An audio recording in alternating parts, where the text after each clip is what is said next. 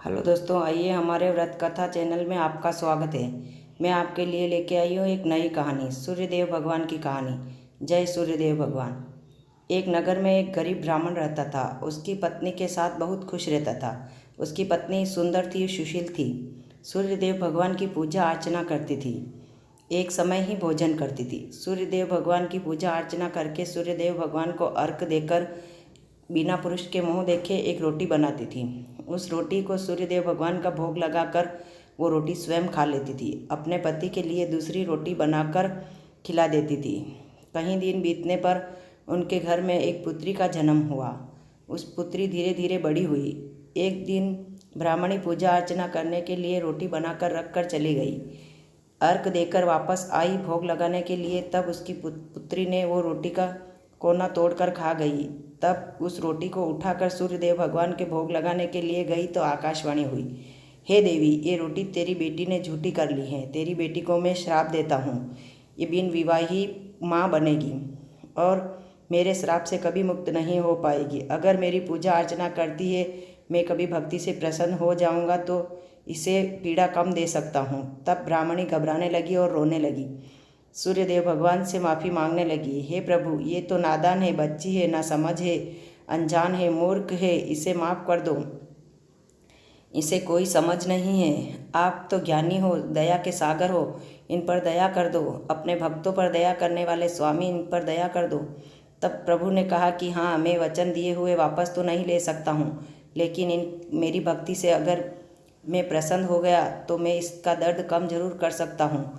धीरे धीरे ब्राह्मण की पत्नी घबराने लगी और बीमार रहने लगी। उसे वो चिंता सताने लगी कि सूर्यदेव भगवान के क्रोध के कारण मेरी पुत्री माँ बन जाएगी तो मैं कलंकित हो जाऊंगा। इस जीवन में ये पूंजी मैंने जमा करी है, इज्जत की, वो मिट्टी में मिल जाएगी। अब धीरे धीरे ब्राह्मण की पत्नी बीमार रहने लगी।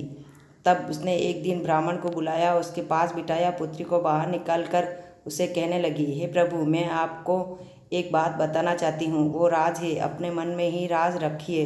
अगर आप किसी को न बताओ तो मैं आपको एक बात बताना चाहती हूँ।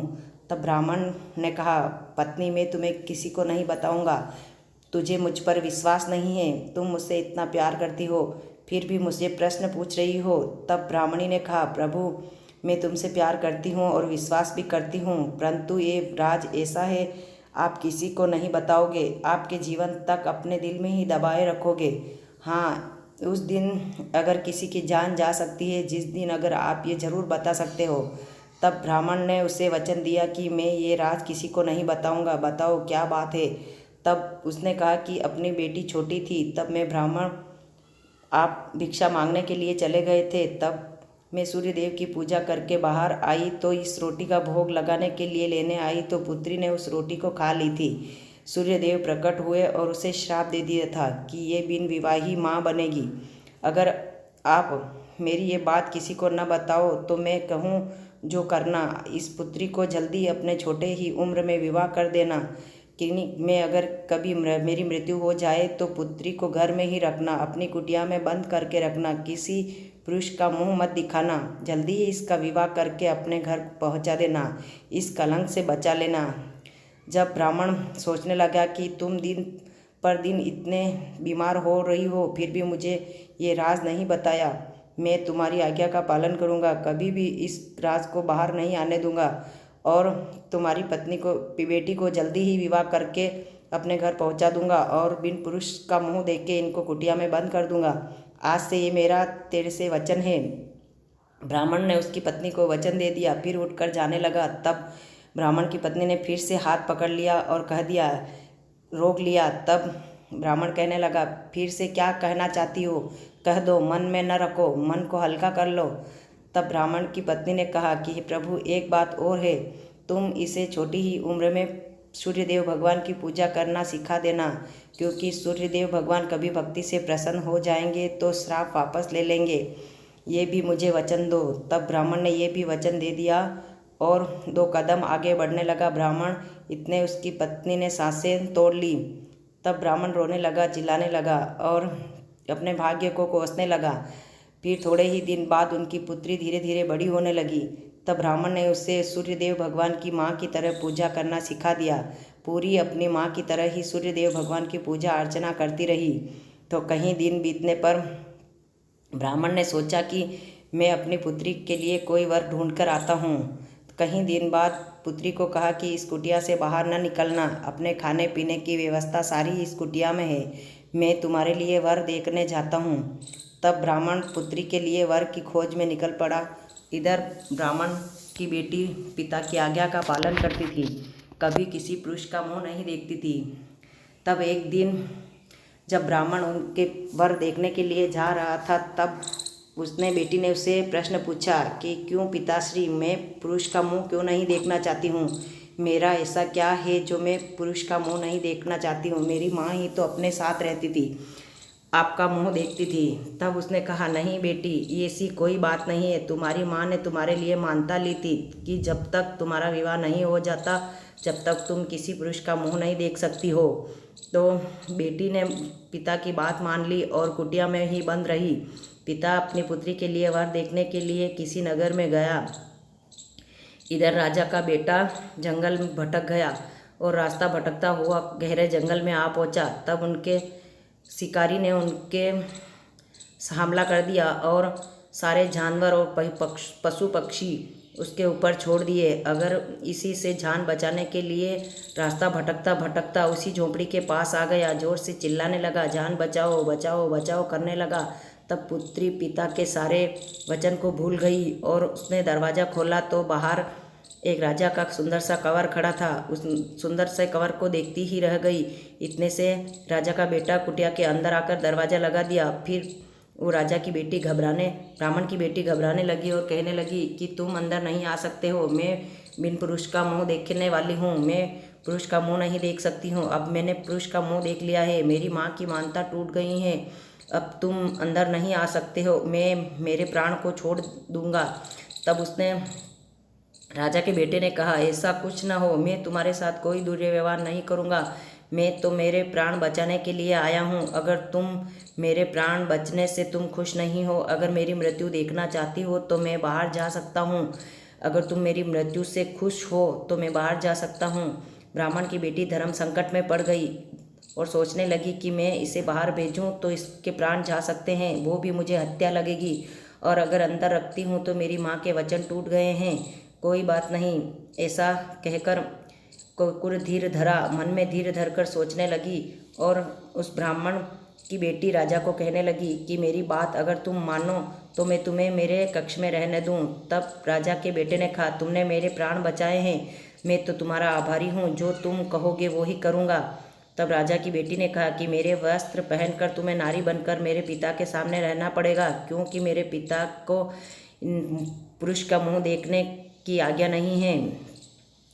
तब राजा के बेटे ने कहा कि हाँ, मैं तुम्हारी बात जरूर मानूंगा, तुमने मेरे प्राण बचाए हैं, मैं कहीं दिन बाद यहाँ से नारी बनकर निकल जाऊँगा। तब राजा की बेटी ने उसे वस्त्र पहना दिया और वहाँ पर बिठा दिया। तब पिता कुछ ही देर में आया तो पिता ने कहा कि पुत्री, ये तुम्हारे साथ कौन है? ये नारी के कपड़े पहने हुए कोई पुरुष तो नहीं है? तब पुत्री ने जवाब दिया, नहीं पिताश्री, ये नारी रास्ता भटक गई थी, इसके पीछे जानवर पड़े हुए थे, इनकी जान बचाने के लिए इसने आवाज़ लगाई तो मैंने दरवाज़ा खोला, खिड़की से देख लिया था कि नारी ही है, इसीलिए मैंने इसे अंदर आने के लिए दरवाज़ा खोला और अपने कुटिया में शरण दिया है। अगर आपकी आज्ञा हो तो कई दिन तक इनको अपने घर में रख सकते हैं। तब पिताश्री ने कहा, हाँ, नारी है तो मुझे कोई परेशानी नहीं है, मुझे तो पुरुष से परेशानी है। तब पिताश्री की बात मानकर राजा के बेटे ने उसे नारी बनाकर रख लिया। कहीं दिन बाद वो पूजा करती रही। जैसे ही सूर्यदेव भगवान की पूजा अर्चना करती, वो रोटी बनाकर स्वयं खा लेती थी और उसी नारी बना हुआ राजा के बेटे के लिए और उनके पिता के लिए दूसरी रोटी बना देती और खिला देती। कहीं दिन बीत गए, उन दोनों में इतना प्रेम बढ़ गया कि वो उनकी हद पार कर गए। उन्होंने शारीरिक संबंध भी बना लिया। कहीं दिन बाद गर्भवती हो गई। अब गर्भवती हुई तो दोनों घबराने लगे और सोचने लगे कि अब गर्भवती हो चुकी हो, अब क्या करेंगे और कहाँ जाएंगे और अपने पिता को क्या जवाब देंगे। तब अपने मन में धीरे धरकर दोनों विचार करने लगे कि पिता को यह कह देना कि मैं गर्भवती थी, मैं जब बाहर से आई थी तभी मैं गर्भवती थी।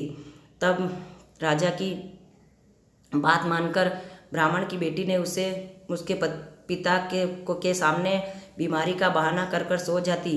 तब उसने कहा कि क्यों पुत्री, तुम कहीं दिन से बीमार हो रही हो, क्या हो रहा है, कहीं वैद्यराज को दिखाता हूँ। तब पुत्री ने कहा, नहीं पिताजी, मैं तो इसी दुख से बीमार हो रही हूँ कि ये नारी गर्भवती है। अब इसके कोई संतान जन्म लेगी तो अपन क्या करेंगे। मैं तो किसी पुरुष का मुंह भी नहीं देखती हूँ और बाहर भी नहीं जा सकती हूँ। तब पिताश्री ने कहा, घबराना नहीं, कहीं बाहर जाने की ज़रूरत नहीं है। मैं दाई माँ को बुलाकर अंदर ही ले आऊँगा, जो है जो यहीं पर हो जाएगा। तो धीरे धर कर बैठ गई। कहीं दिन बाद उनका समय आ गया तो पिता को आवाज़ लगाई तो पिता दाई माँ को बुला के लाए। दाई माँ अंदर आकर देखा तो ब्राह्मण की बेटी गर्भवती थी, उनके बच्चा होने वाला था। तब राजा के बेटे ने और ब्राह्मण की बेटी ने दाई माँ को सारी बात उनके साथ बीती जो बताई।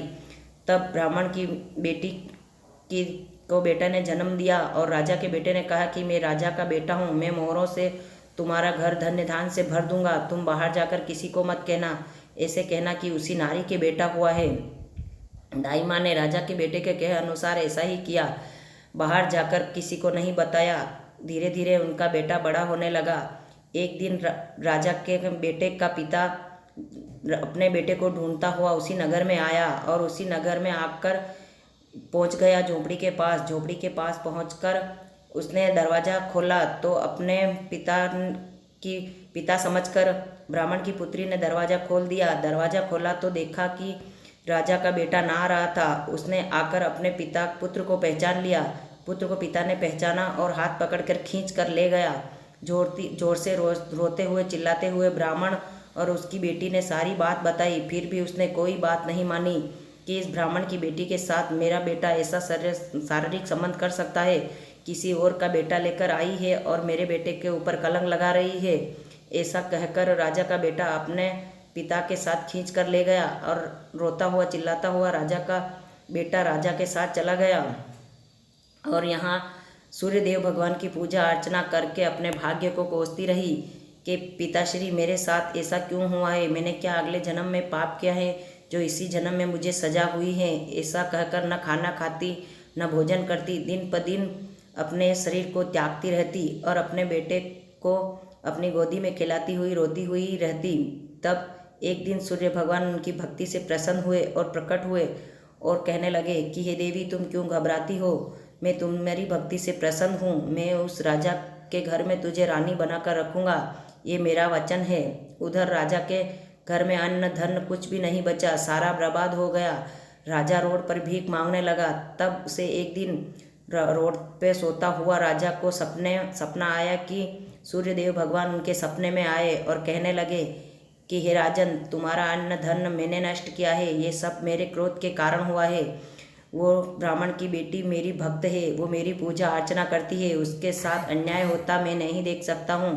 तुमने जो उसके साथ अन्याय किया है, तुम उससे जाकर क्षमा मांगो और उसको विवाह कर तुम्हारे घर ले आओ और उसके बेटे को तुम्हारे राज का उत्तराधिकारी बनाओगे। तब तुम्हारे जाकर वापस सारा राजपाट जैसा पहले था वैसा हो जाएगा, नहीं तो तुम ऐसी तरह ही रहना। तब राजा ने आँख खोलकर देखा तो उसे कोई नहीं दिखाई दिया। तब उसने अपनी गलती पर पछतावा किया। राजा के बेटे को कहा कि तुम्हारी दाढ़ी जमात करा लो और चलो अपन बारात लेके ब्राह्मण के घर पर चलते हैं। राजा का बेटा खुश हो गया। बारात लेकर राजा ब्राह्मण की झोपड़ी के पास आया। तब ब्राह्मण और उसकी बेटी घबराने लगे कि पहले तो मेरे साथ ये अन्याय करके राजा का बेटा चला गया और अब मुझे मारने आया है।